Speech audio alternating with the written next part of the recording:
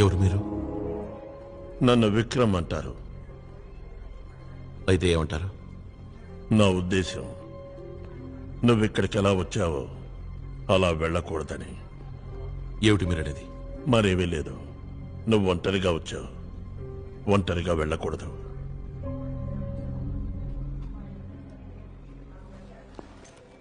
కృష్ణ, మీ నాన్న రోహిత్ బ్రతికే ఉన్నారు.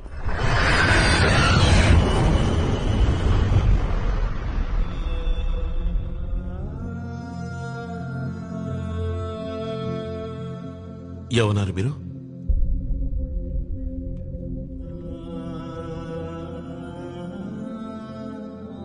కృష్ణ, ఈ ఫోటో ఉంది చూడు.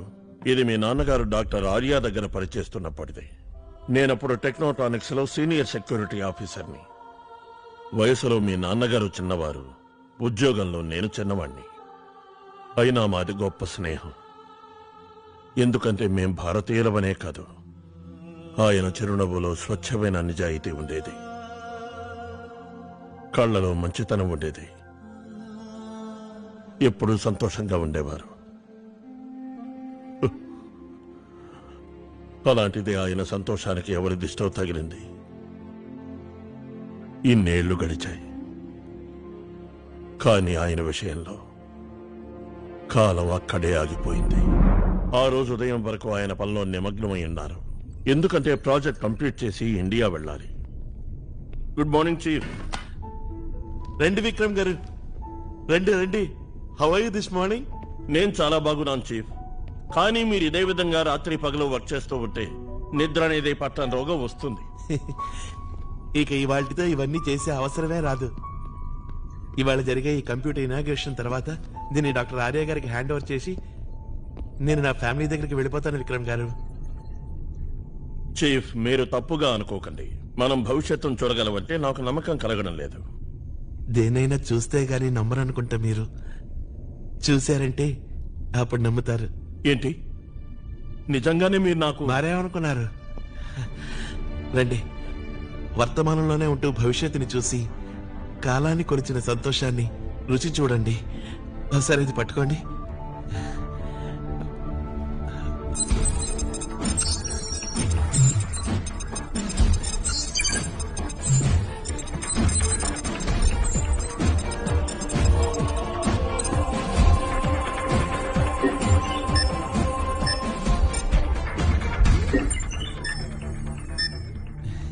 రెటీనా స్కాన్, నా కంటి చూపు.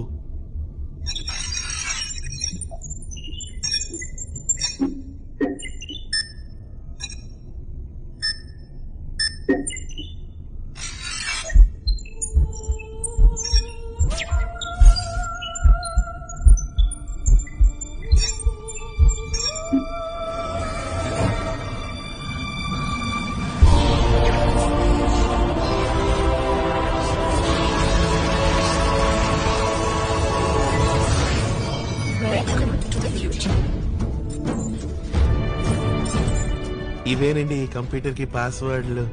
ఇవి లేకుండా కంప్యూటర్ స్టార్ట్ అవ్వదు.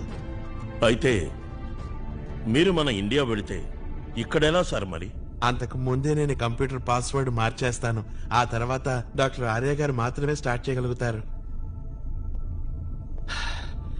చెప్పండి, ఏం చూడాలనుకుంటున్నారు మీరు? నేనేమీ చూడదలుచుకోలేదు చీఫ్. కానీ మీరే చెప్పారుగా మీ ఆవిడ ప్రెగ్నెంట్ అని. చూసి తెలుసుకుంటే సరిపోతుందిగా, పుట్టేది మగబిడ్డ ఆడబిడ్డ అని.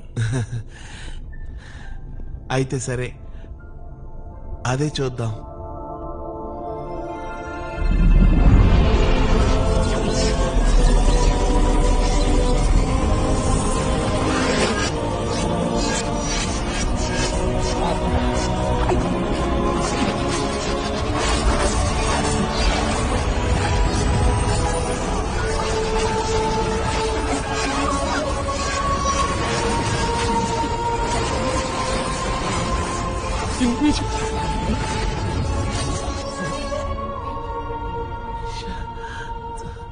నా చిట్టి తండ్రి, నా బంగారు తండ్రి. చూసావా నిషా, నీ కొడుకు అచ్చా నా రోహిత్ లాగే ఉన్నాడు. మీ అమ్మ దగ్గరికి వెళ్ళరా, ఎందుకంటే నా కొడుకు నా దగ్గరికి వస్తున్నారుగా. ఓ ఓ ఓ ఓ కంగ్రాచులేషన్ చీఫ్.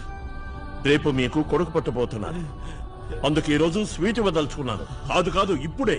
ఏమిటి, నా రోహిత్ ఏమైంది? ఏంటత్తయ్యా? లేదు, అలా జరగడానికి వీల్లేదు. నా రోహిత్ చనిపోలేదు, బ్రతికే ఉన్నాడు. వాడికి ఏం కాదు. ఏంటి అంటే నేను చనిపో చీఫ్, ఈ కంప్యూటర్ తప్పు చెప్తోంది. ఇందులో ఏదో పాడై ఉంటుంది చీఫ్.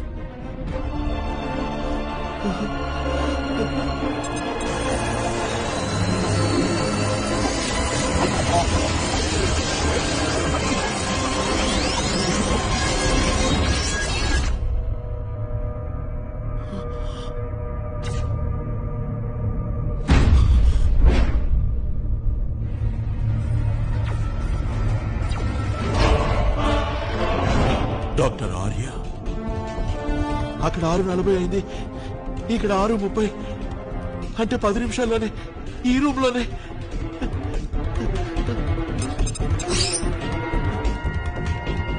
అలా చూడండి డాక్టర్ ఆర్య. మీరు ఎప్పుడైనా షాజహాన్ గురించి విన్నారా డాక్టర్ మధు? విన్నాను సార్, తాజ్మహల్ కట్టింది ఆయనే కదా. ఇది సగం సగం తెలుసుకోకూడదు. షాజహాన్ తాజ్ మహల్ కట్టిన పనివాళ్ల చేతులు నరికించాడట, ఎందుకంటే ఇంకొంట కట్టకూడదని. నా కల నెరవేర్చిన రోహిత్ పనివాడు, నేను వాడికి షాజహాన్ని. అంటే మీరు రోహిత్ చేతులను నరికిస్తారా? కాదు, వాడి తలని. రోహిత్ బతుకుంటే గనక నా ప్లాన్స్ ని అమలు చేయడానికి ఏమాత్రం ఒప్పుకోడు. నా చేతులతో అతన్ని చంపాలంటే నాకు చాలా బాధగా ఉంది, ఎందుకంటే అతను చాలా మంచివాడు, నిజాయితీపరుడు, తెలివైనవాడు. వాళ్ళు పైకి వస్తున్నారు చీఫ్, మీరు ఇక్కడి నుంచి వెళ్ళండి. లేదు లేదు, నేను ఈ కంప్యూటర్ని చెడ్డవాళ్ళ చేతులకు వెళ్ళవను, మొత్తం నాశనం చేస్తాను. సరే, నేను వెళ్ళి వాళ్ళని ఆపడానికి ప్రయత్నిస్తాను. హలో, అమ్మా, నిషాని హాస్పిటల్లో చేర్చాను. బాబు కంగ్రాట్స్, నువ్వు ఏ క్షణమైనా తండ్రివి కావచ్చు. నువ్వు త్వరగా ఇంటికి వచ్చేయి బాబు. నేను వస్తున్నానమ్మా, వస్తున్నాను. రోహిత్, ఏమైంది బాబు? అదోలా మాట్లాడుతున్నావే? నా శక్తుల్ని దుర్వినియోగం చేశారమ్మా.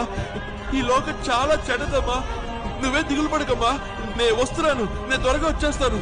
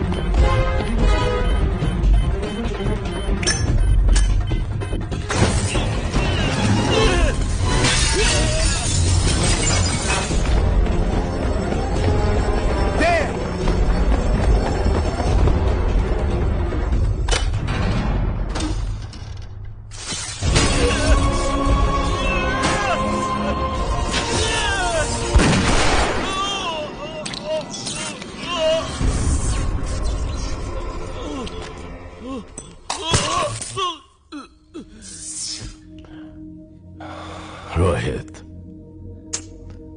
ఎందుకు ఇలాంటి పని చేశావు?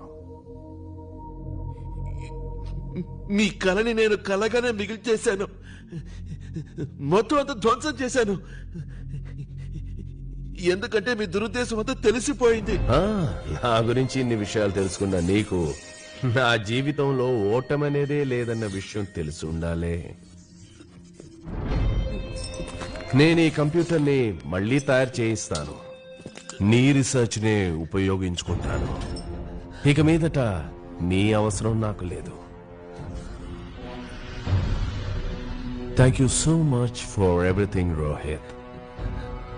Good bye.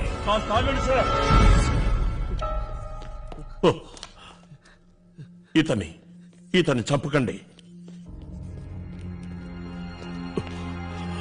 రోహిత్ని మీరు గాని చంపారంటే ఇంకో కంప్యూటర్ని తయారు చేయగలరు, కానీ దాన్ని స్టార్ట్ చేయడం కుదరదు. స్టార్ట్ చేయాలంటే పాస్వర్డ్ కావాలి. ఆ పాస్వర్డ్ స్వయంగా రోహిత్.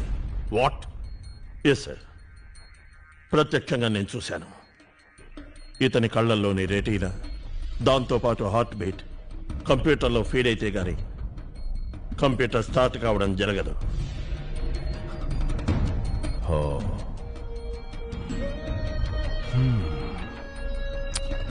మొత్తానికి కొత్త కంప్యూటర్ తయారయ్యే వరకు నిన్ను ప్రాణాలతో ఉంచాల్సిందే.